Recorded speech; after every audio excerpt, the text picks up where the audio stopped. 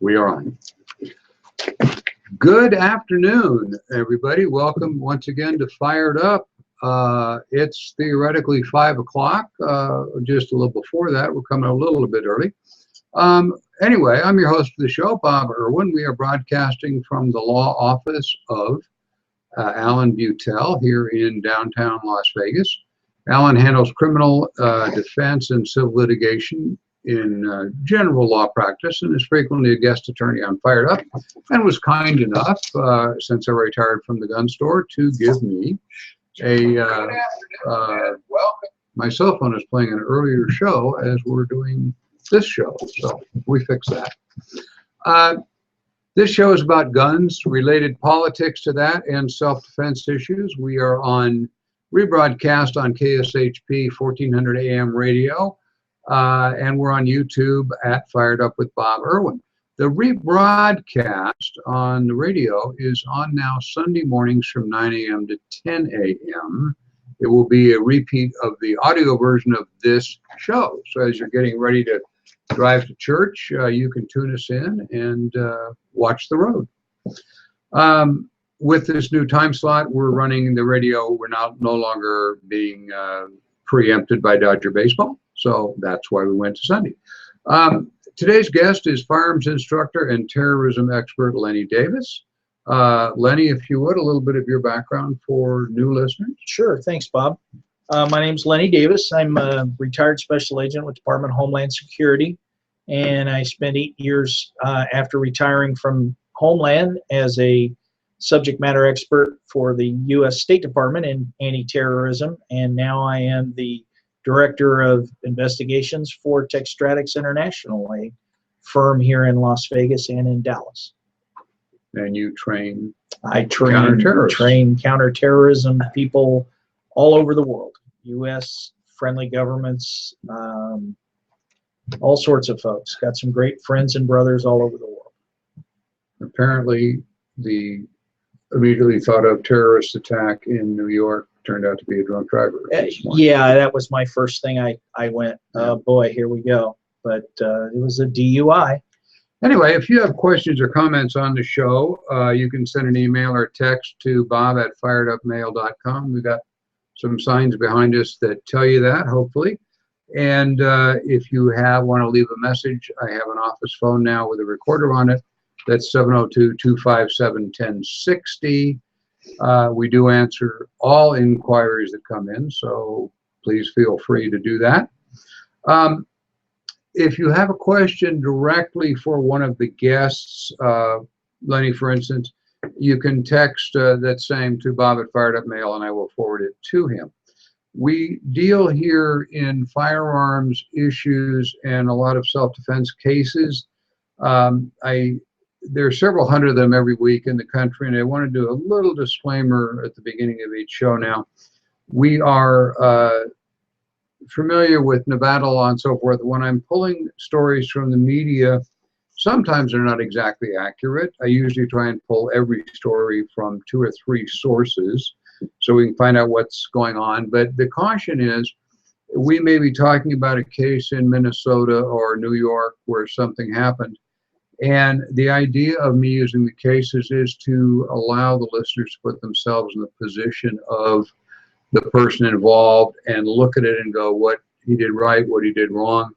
It is not to offer legal advice on those cases. If you are involved in a shooting, you need to get local counsel to help you. The laws vary a lot from state to state. We have lots of viewers and listeners in Canada and a lot of them in foreign countries. So this is informational to keep you out of trouble and out of jail and out of dead. So when we do this, take it as that and not as legal advice on your case. This first story is from the first story is from May 8th, which was U.S. News put it, broadcasted first, guns.com, a great gun website here in the United States, guns.com. Picked it up and reprinted it. A middle-aged woman from Centerton, Arkansas, was charged with a felony after she fired a warning shot at a 14-year-old boy she caught having sex with her neighbor's dog. The woman was charged with aggravated assault, while the teen boy was charged with 2 counts of bestiality and 1 count of criminal trespassing. She was alerted to the teen after she heard her own dogs barking. When she looked out her window, she saw the teen outside with the dog that he had raped previously. She went to her safe, got a gun, went out her back door, aimed the gun at the boy, and told him to get on the effing ground. At that point, the teen, who was wearing boxers and no pants, took off, jumped over a fence to get away, leaving an iPad and his clothes. Meanwhile, she fired a shot into the ground as he was escaping. She later said she wasn't trying to shoot the kid, but rather attempting to detain him. According to the woman, she previously reported the boy for having sexual relations with a neighbor's dog, but police had told her he needed to be caught in the act. You follow what's going on here. Her lawyer, a fellow named Shane Wilkinson, I will use the lawyer's names in these, thinks the charges against his client should be dropped. There's a difference between pointing a gun at a 14-year-old kid for no reason and pointing a gun at a 14-year-old kid because he's having sex with a dog. Wilkinson said he noted that his client believed she was doing the right thing. The actual police report, when I saw this, I had to pull it up, added a line that when the boy first saw her come out with a gun, he asked if the gun was real, and she replied, "What the F do you think?" So there were a couple of warnings given. The first comment here, obviously, is the attorney may believe that his client was doing the right thing, but I really have to disagree. The kid deserves some discipline, like a week in juvie or a serious mental evaluation, but a warning shot? As regular listeners know, I am not one of the people who says never, never, never fire a warning shot. There are circumstances where they seem to me to be appropriate. This is certainly not one of those. The round hitting the dirt could ricochet, it could fragment, it could hit somebody in the next yard. And I'm not sure I believe she was firing a warning shot anyway. I've never seen anything like this. I have seen cases of well-aimed warning shots where the suspect was struck with those. But like Bob said, this is just not I mean, this is a pretty heinous crime, okay? This is sick in all different respects. But at the end of the day, it's not something that you shoot and kill someone for, or run the chance of killing or maiming someone. This kid's an idiot, but he doesn't deserve to be shot and killed over this. Well, he obviously has tremendous problems, and a juvenile that starts out at this age doing that, things like this is. Yeah, he needs to. They need to get him. There's no way to fix him, probably already, but I can't imagine her attorney, unless he's just trying to be kind when he's talking to the media, saying that my client believed she was doing the right thing.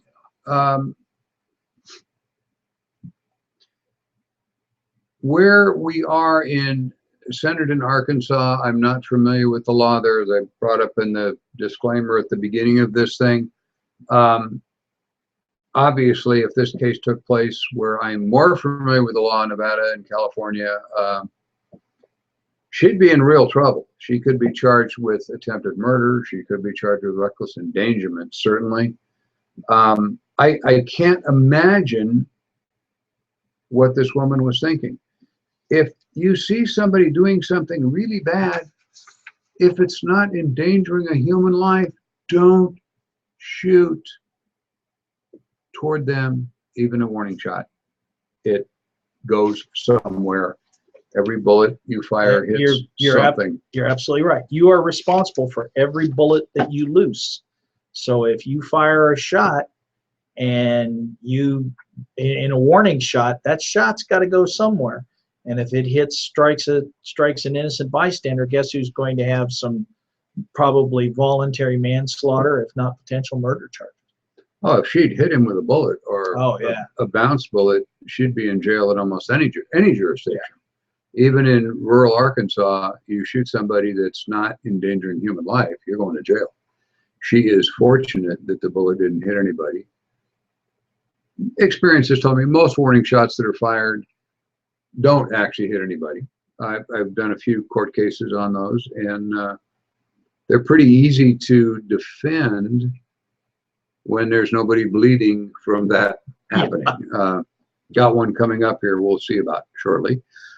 This story is from mynewsla.com. It was reported on May 9th.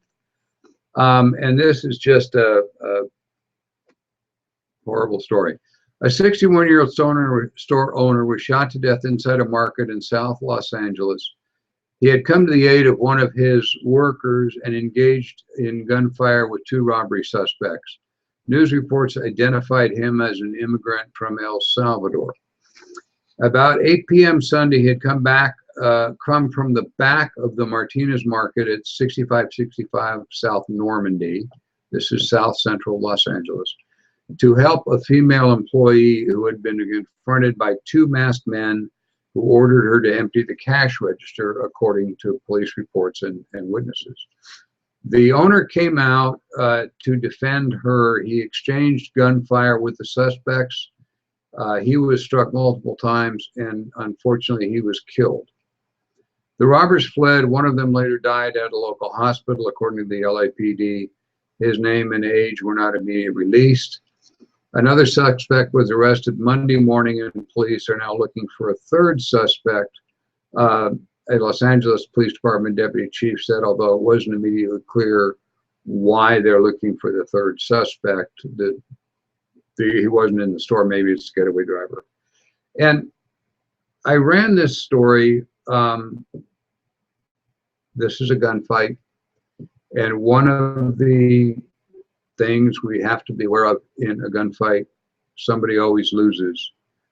We see too many television shows where the good guy wins.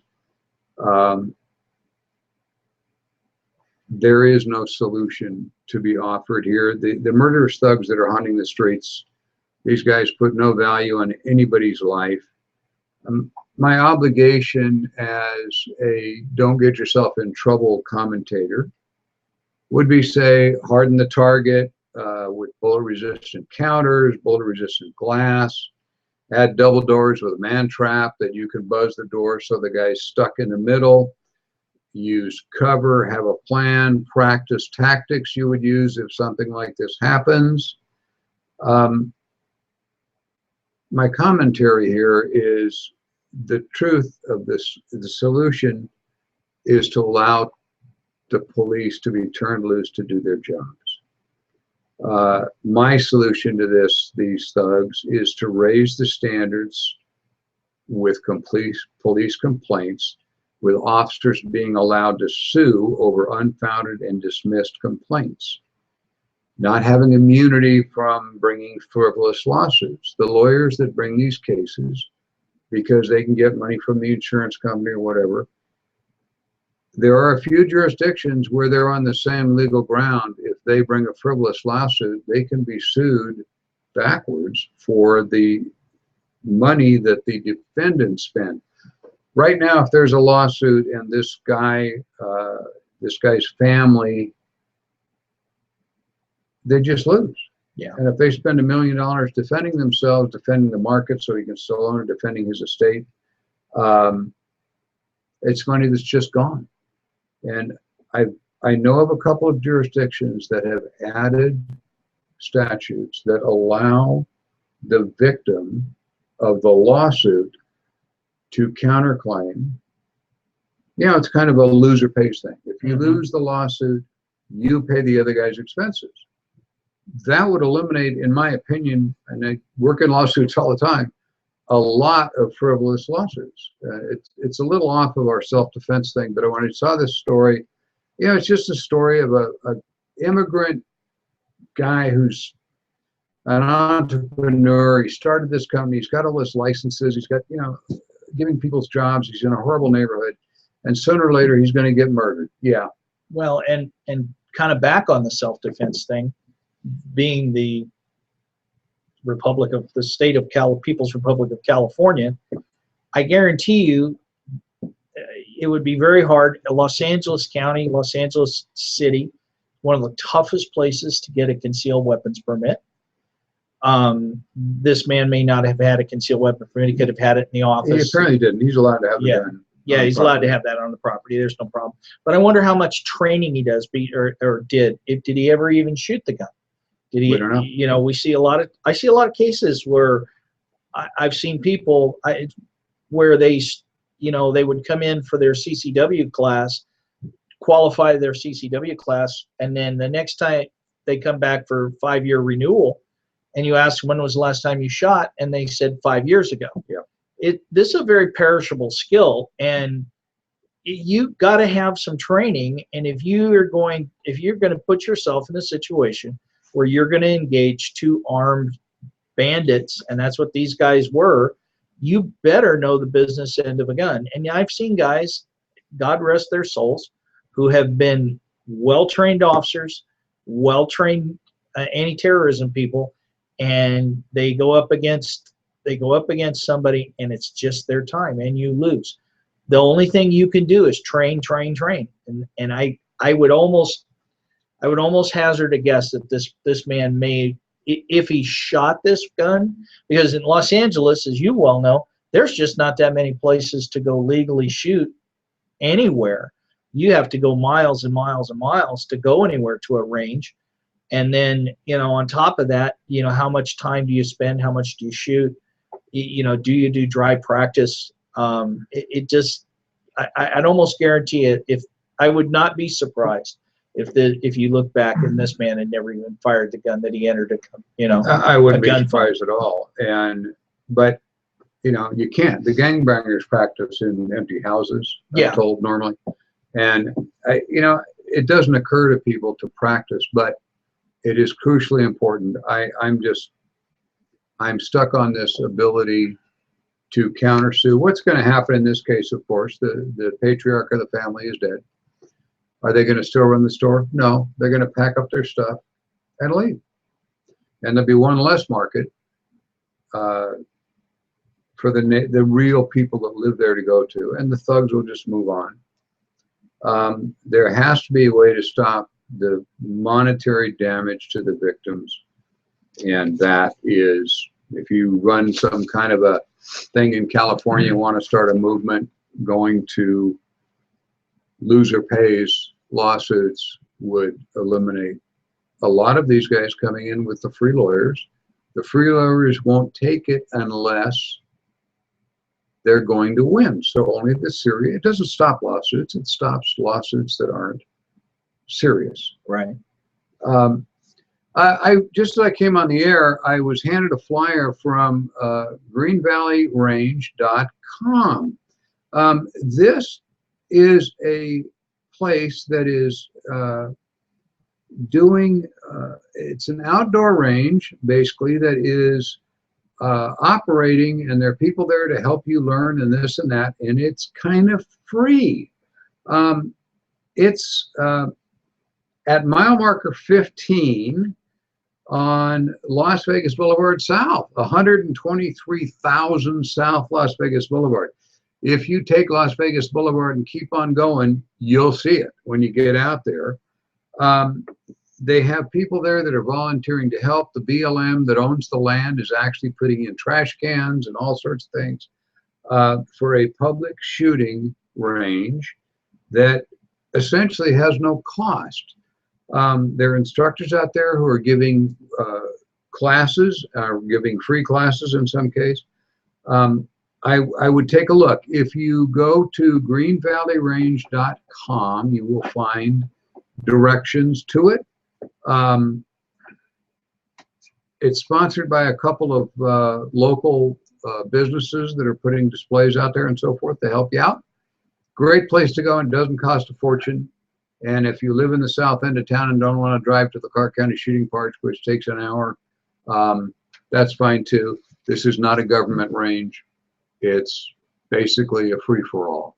And well, and that's the whole purpose of that is to clean up the free-for-all, because there's been people down there for decades shooting and leaving their trash and everything else. So these guys are going to go out and try to do a cleanup. So. Yeah, the BLM has organized it, and it's great. It's just what we advocate: freedom of going to shoot your gun for free. Not where you have to pay the county to do that privilege. That's another issue. KTRK, which is ABC TV 13. This is in LaPorte, Texas, on May 10th. A family is grateful they're okay after a suspect attempted to rob them Friday night in their home in LaPorte. This is kind of another one of those internet things. According to the family, their teenage daughter was buying a cell phone. The arrangement was made on the internet. I'll leave the website out, not their fault. The seller was supposed to meet them in a public place on Friday evening. There were delays after delay, and the family finally agreed to have them meet, have the buyer of this, or the seller of the cell phone, to come over to the house. The seller arrived, I think we're 8 or 9 o'clock at night. I had it in here and didn't type it in. We're in the evening hours. The teen girl asked if she could see the phone the guy brought before she gave him the money. That seems reasonable. They're all at the front door on the front porch. The buyer then pointed a gun at the girl's mother, grabbed her by the hair, and pulled her down, still demanding money. The teen then ran inside to get the money. Her father saw the gun pointed at his wife's head. The father then tackled the suspect to the ground. He was able to get the seller, now the robber, away from his wife. When the two regained their feet, the father said he would go get the money, and the guy waited. Instead, the father went and got his gun. This seller turned robber is not the sharpest knife in the drawer, but we'll leave that as it may. The father returns to the front door where the suspect was still standing. The robber started to raise his gun, which is now down at his side. That's when the father said he was forced to shoot. Police say the robber was hit in the stomach. He left with another suspect who was sitting in a getaway car. They found him 15 miles away at a Citgo gas station. Police took him to the hospital, where he later died. The suspected driver of the getaway car is being questioned by LaPorte police, because we're not sure that he knew this was going to be a robbery. He may be totally an innocent party. Anyway, this is another transaction on the internet where you let somebody come to your house at night. We have been over and over this. I know people who regularly watch this show don't do that, but the interesting thing, when I researched this, the LaPorte PD has already gotten ahead of this. They have special parking spaces in their police station parking lot for people to buy, sell, and exchange goods that they were making deals online.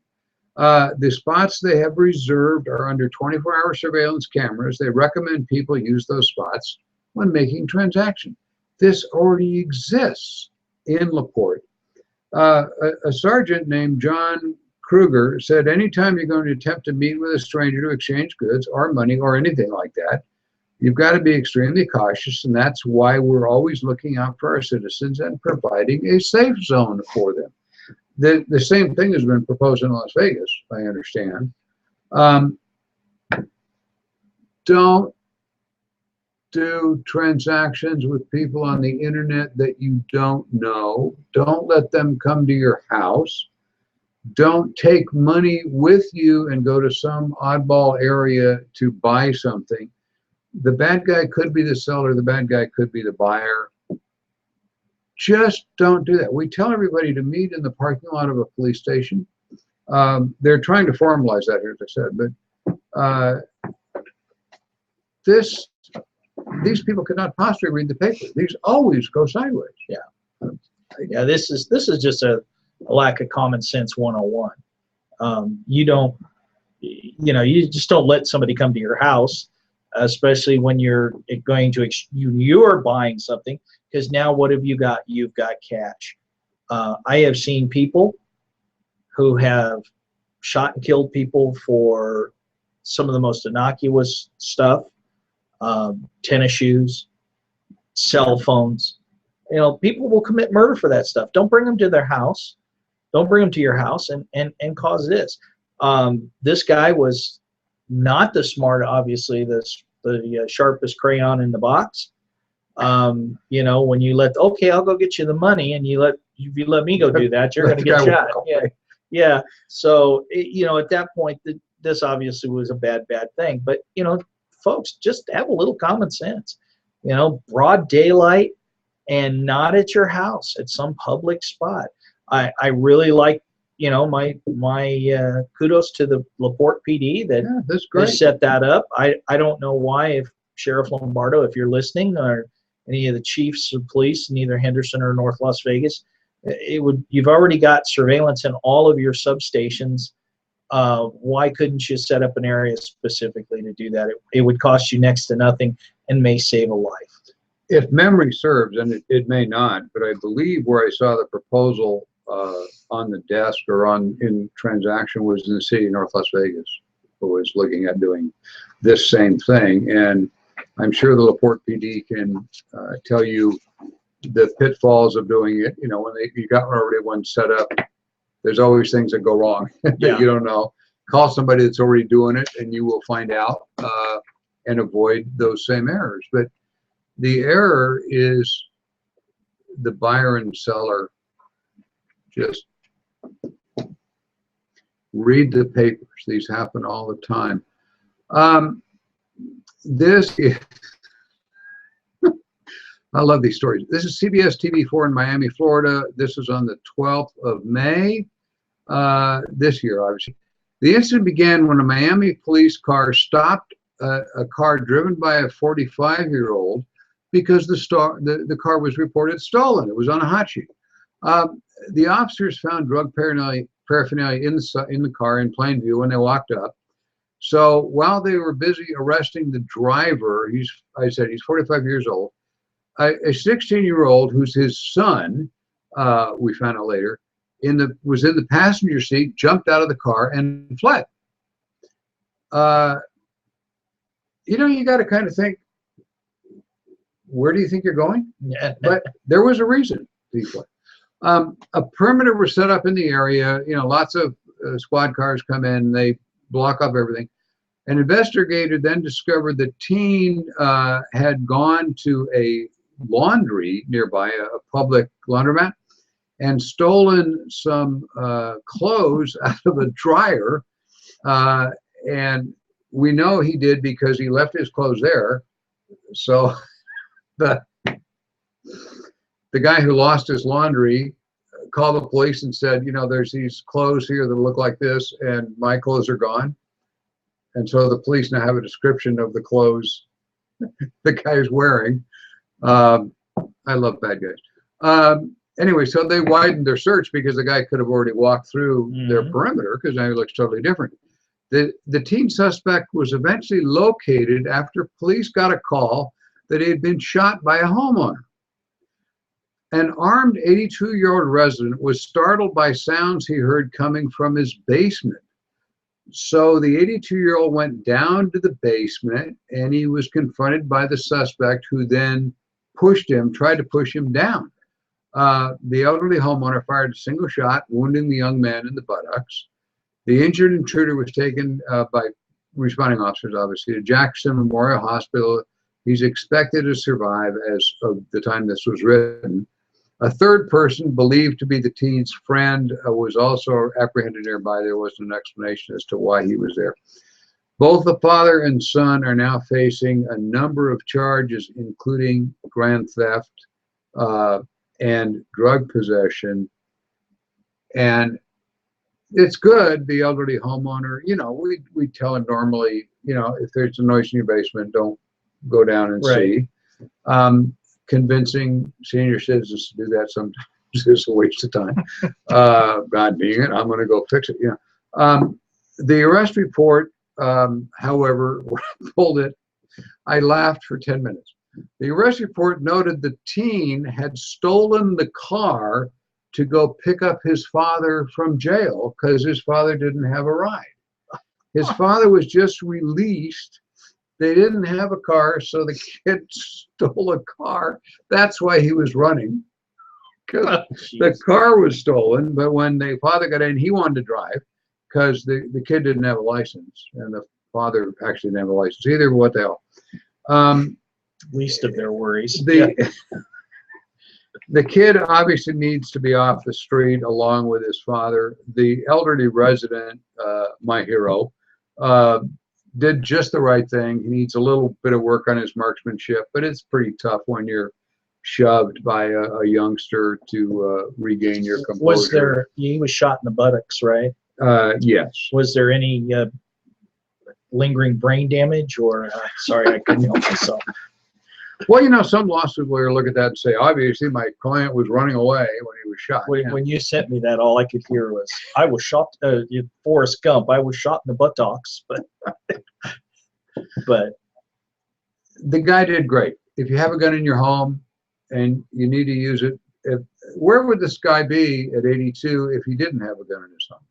This is one of my advocate, have a gun in your home and practice with it. He fired one shot, hit the guy, which is good. At his age, he didn't chase the guy down the street. He let him run. That's fine. And I would question going down to the basement, but I've dealt with this before. And where was this 82-year-old? Was he possibly on the beaches of Normandy or the Pacific or in Korea? So, yeah, there's very little information on this. Because the juvenile, and they did release his name because he's going to be tried as an adult. But I just could not get over, he stole a car to pick up his father from jail, who's being released because he used up the time, but he has another date to come back to court because he's a multiple felon. And his kid is being raised in his own. Florida has some of the most entertaining crooks there are. They do. I must agree. There's an attorney friend of mine here in town named Jerry Creed, C-R-E-E-D. He does elder law predominantly, but he's also a specialist in firearms trusts and particularly Class 3 firearms trusts. If you need a trust, so your guns can pass down to your heirs without federal transfers and crap like that. Particularly with Class 3s, that gets really complicated. The law is in complete flux right now. As many of you know, there is legislation in Congress to remove silencers from the Class 3 logbook and make those an object, not a firearm as they're considered now. The Class 3 laws are getting more complicated now because we have shotguns now made by Mossberg and Remington that appear to be short barrel shotguns, but they have no buttstock, sort of, and a 14-inch barrel, and they're legal. They're not registered as Class 3s. So if you want a short shotgun, it'll kind of do. You can't take the buttstock off, but they have been approved by ATF because the barrel length is 14, but the overall length is still over 26. So you can have those without the transfer tax. They're kind of expensive. They're $400 and $500. There's rumors that High Standard is now coming out with a similar model. the point of me making this little speech is the Class 3 laws are in terrible flux right now. If you're trying to set up a trust, don't do it online with the quickie thing. Talk to an attorney who does this for a living. Jerry Creed keeps up. Phone number is on my website, but it's 702-806-7777. You can't forget it. He's in Summerlin, by the way, if you want to find him out there. 702-806-7777. This is the story that I have you on here for, Lenny. And this is another, well, let me tell you what happened. And this was reported by Bearing Arms back in April 24th in Oakland. The article reads, a recent string of robberies of BART trains took a frightening turn when dozens of juveniles swarmed an Oakland station over the weekend and commandeered a train car, forcing passengers to hand over their bags and cell phones and leaving at least 2 passengers with head injuries, according to witnesses to the Transit Authority. The incident occurred about 9:30 p.m. Saturday at the Coliseum station. Witnesses said 50 to 60 juveniles flooded the station, jumped the fare gates, rushed to the second-story train platform. Some of the robbers apparently held the doors open of the train car while others streamed inside, confronting and robbing, and in some cases beating the riders that were in the car. The juveniles committed multiple strong-arm robberies of bags and cell phones, said the police report summary. At least 2 victims suffered head wounds and facial wounds requiring medical attention. Police did not say if any of the suspects were armed or describe exactly how the passengers were wounded. Bearing Arms is a pro-gun website. They had some comments on this that we're going to comment on their comments too. Bearing Arms said, unarmed or not, a violent mob committing attacks of this magnitude, such as disparity of collective force, that means there's more of them than you, so it's okay to go to gunfire is what they're going for, would almost certainly justify the use of deadly force to stop the criminal assault, especially since 2 victims are beaten severely enough to require medical attention. I have to think that someone skillfully using they even explain which gun you should use for this. I have to think that at least someone skillfully using a compact semi-automatic such as a Glock 19 would have been able to take down enough of these vermin to see the others scampering away back into their holes empty-handed. We've had flash mob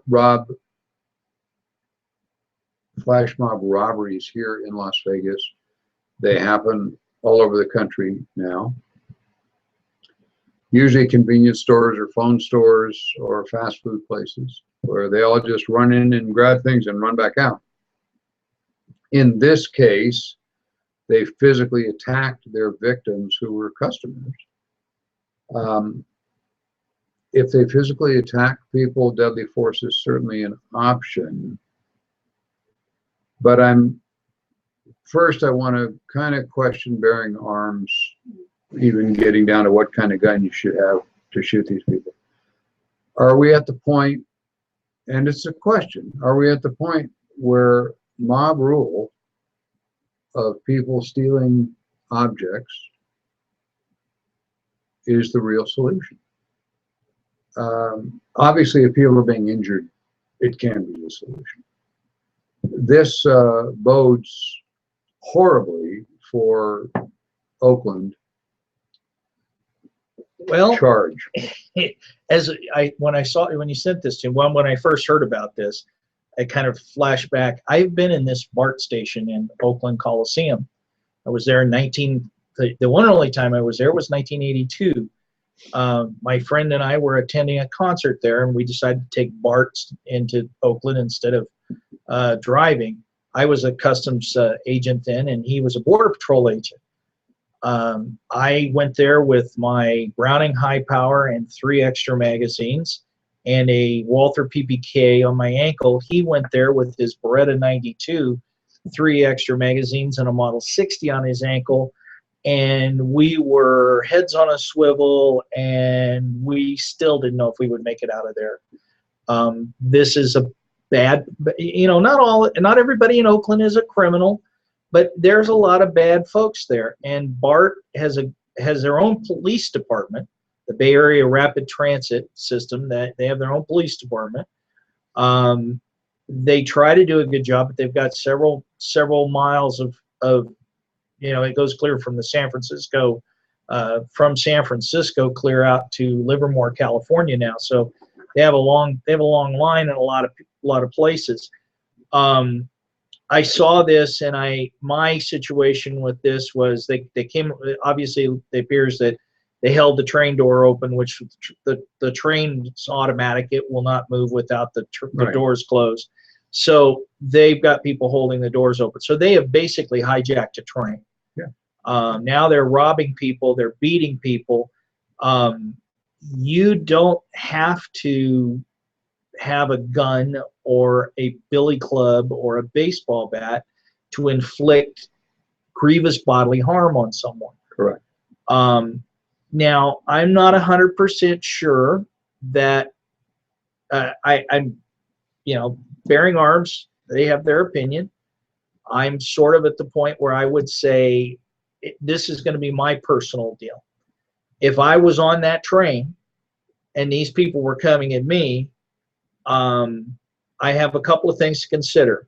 Yes, if I'm armed, which I wouldn't be in Oakland without being armed because I have my HR 218 50 state retired law enforcement CCW.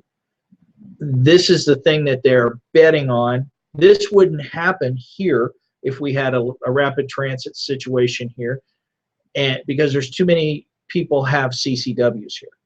And I think these guys would go, there's too many people. And when I say this didn't happen here in this magnitude, 50 or 60, perpetrators, I would have to be very, very careful if I was going to loose around in a train, especially if it's a fairly packed commuter train. I may put myself back myself against a wall or a corner and, draw my weapon and say, you come any closer to me, somebody's going to get shot. We have seen situations in the last couple of years, the motorcyclist that pulled over the gentleman and his family, and because of somebody got cut off or whatever, started a road rage, and they eventually stop and they break the window of the guy's SUV and pull him out and beat him. That I wouldn't let happen. Obviously call 911, get on there. But if somebody tries to pull me out of my car, they're going to have a real bad day. I don't see, and if this were to continue, you've got to set a situation. This is nearly a riot. Yeah. I mean, this is nearly a riot. I mean, you got 50 or 60 people and they come to do you harm. Now, in the People's Republic of California, I could see where even if you were a legal CCW holder and you fired at somebody that was threatening your life and you missed and you hit another passenger, you may face some problems there. The Bay Area is obviously a bastion of liberalism, that they don't really think that nobody should have guns. But this is a bad situation. I mean, you've got 50 or 60 people that are coming to hijack the train you're on. I mean, this is just about as bad as any Jesse James riding up and jumping on the back of the locomotive or a caboose, or Butch Cassidy and the Sundance Kid. I mean, these guys are hijacking a train to commit a robbery. If they ever catch any of these guys, they easily could be charged under federal crimes because they did hijack a public transportation system and did that in the commission of crime. You're going to have to make your decision on this. Like I said, I mean, I would have to be very careful in my background. I would try to back myself up, and I would present my weapon and say, get away from me, get the hell out of here. Am I going to shoot 50 or 60 people? No. No, I think they're right in their assumption that if somebody they're armed had fired a couple of rounds. Oh, how They- many they times have run. we how many Yeah. times have we seen shootings where, you know, robbers come in, and I mean, we just had one a couple of days ago here in Vegas where the employee shot the robber, and the other guy just beat feet. Well, they both beat feet, but I would expect that most of these people involved don't know each other. This was set up on cell phones. Flash mobs usually are. And how this got organized without the police getting wind of it. welcome to is- Oakland. Yeah, well, I mean, I worked in the Bay Area as a customs agent, and you know, there are some bad folks there, and that was before you had the ability to set this up by the social media. We're all aware of the high crime rate and number of shootings and whatever. You know, I have a ex-employee of mine was an Alameda County sheriff, crime scene investigator. Oakland is in Alameda County, so the county runs the crime lab. And I've talked to him about this. He says it's just constant. Yeah, the public walking the street is in just horrible shape. They just get 6 or 8 people together and run into liquor stores and this and that and the other thing. We're having that here. The question is not really directed at a law enforcement guy. It's a civilian. well, who, unlikely as is in California, some people do have concealed weapon permits. And you have a guy, you're there with your wife and your kid, and you're obviously going to defend your family and not let somebody, if they're just ripping your wife's purse away, demanding your cell phone. see, if It's a they're that, really tough call with all the lawsuit lawyers out there, but you got to defend your life and you got to defend your family. So the answer would be, in my opinion, you're going to exactly get your back against the wall, and the first one that comes actually toward you or your family, you shoot. and this is different too, in a sense too, that the fact that when we've seen some of these flash mob, robberies, like you said, they come into the stores and they start stealing stuff and they run out.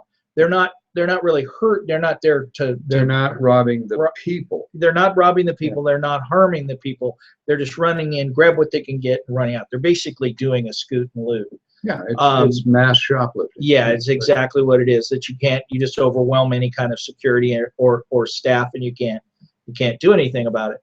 But this situation, they're now doing strong arm robberies where they're knocking people around, and I'm not going to let anybody put their boots to me or my family. And in this situation, I'm pretty sure the tactics would kick in, and the first one that got reasonably close, and I would be yelling, "Get away, get away, get away." And if they kept coming, I would probably need a good attorney, because I probably would be shooting that first individual. Unless they've already passed the Bob Irwin law that says the frivolous lawsuits Well, yeah, can't happen. but it's California.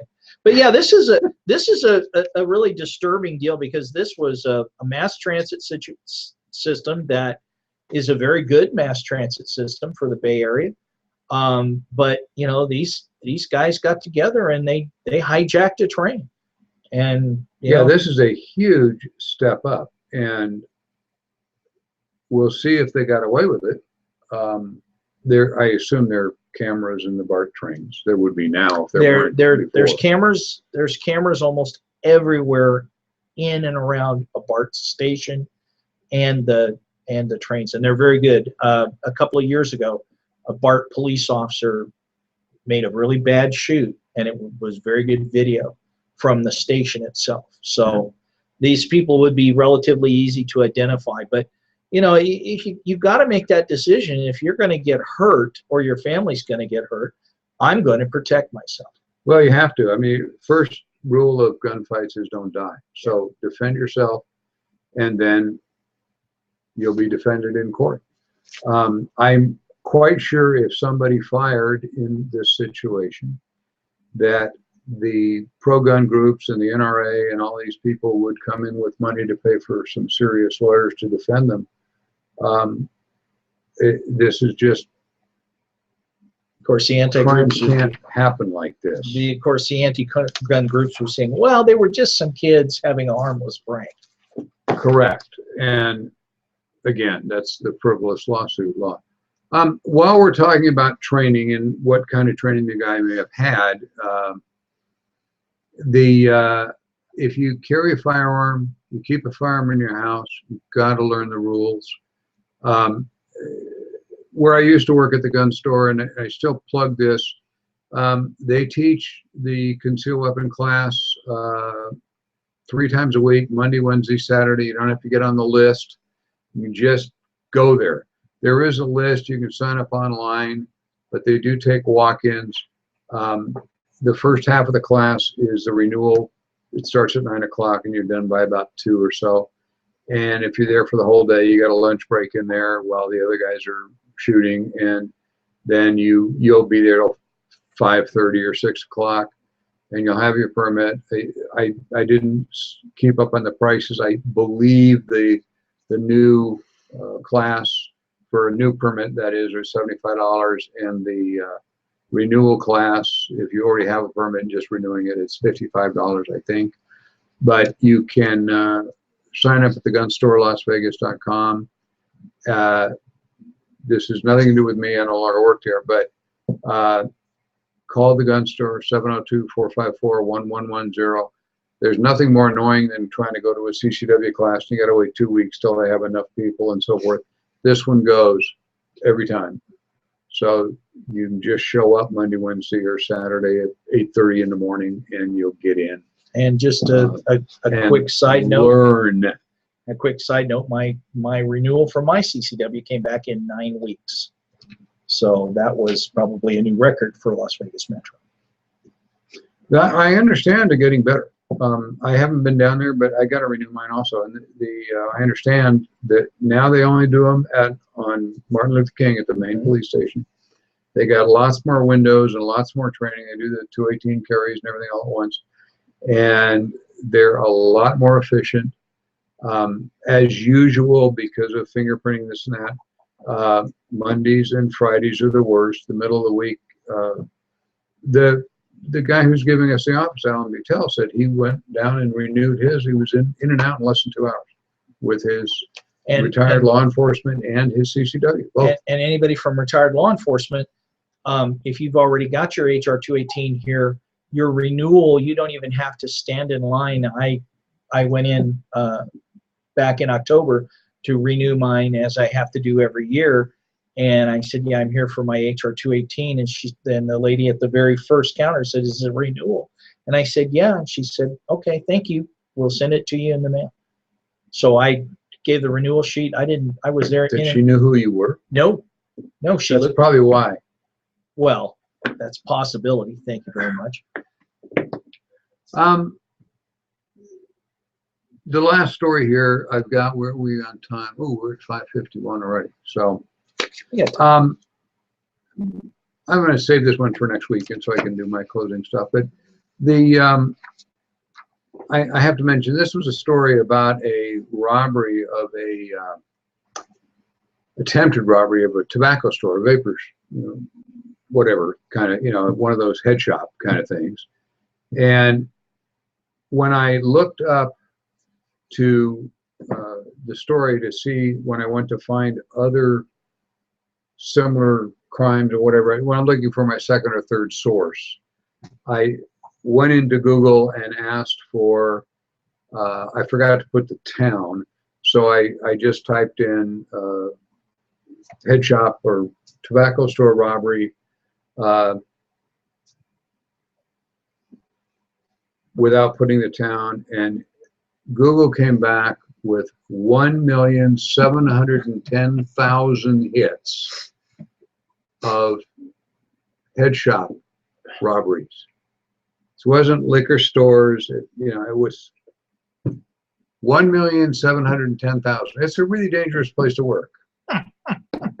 I couldn't believe that when I saw it, and I started scanning down, and there were a couple of duplicates, NBC News and CBS, but I looked at the first 50 or so, and there were 3 or 4 that were duplicates, and there were 3 or 4 there were articles about head shop robberies, not a report of a head shop robbery.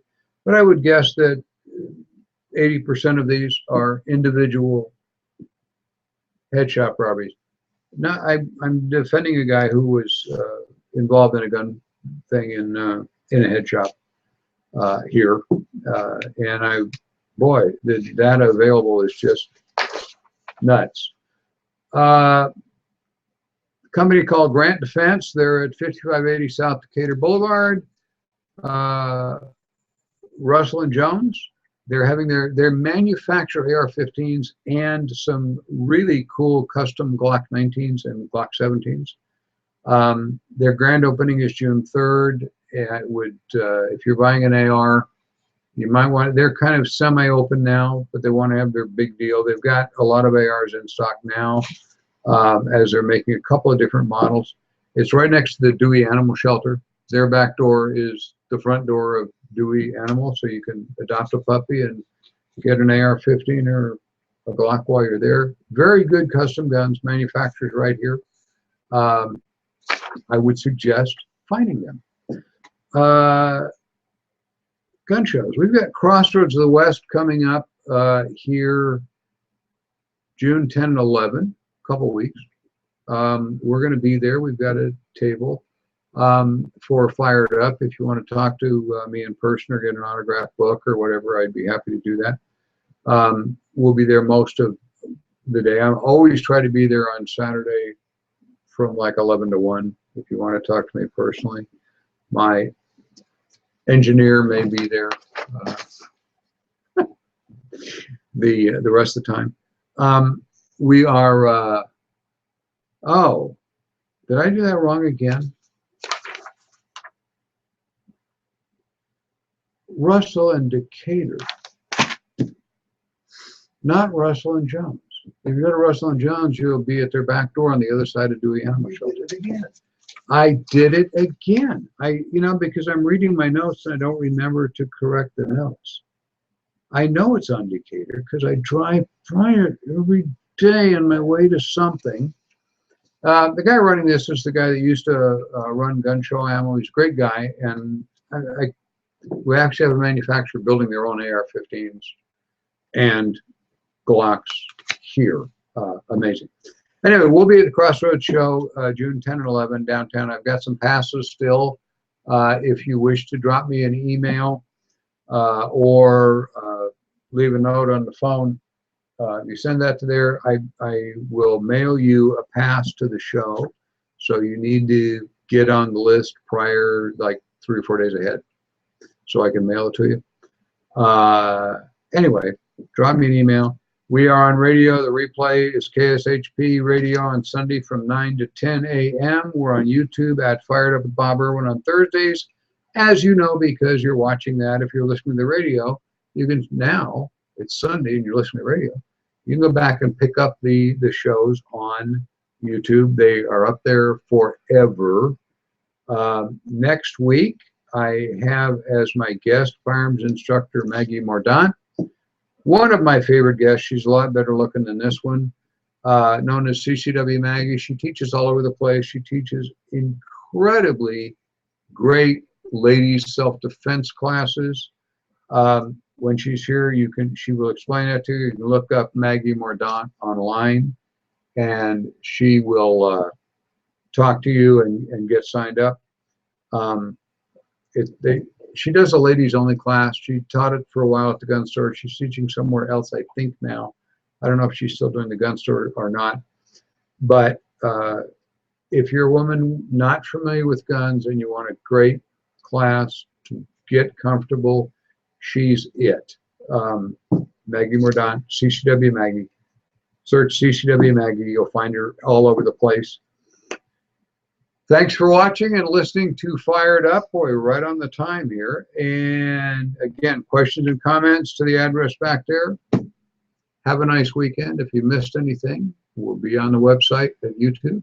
And if you didn't, listen over again on Sunday morning anyway. Lenny, thank you very much. Thank you, sir. Great having you here. We'll be back next week with Maggie. And have a great week.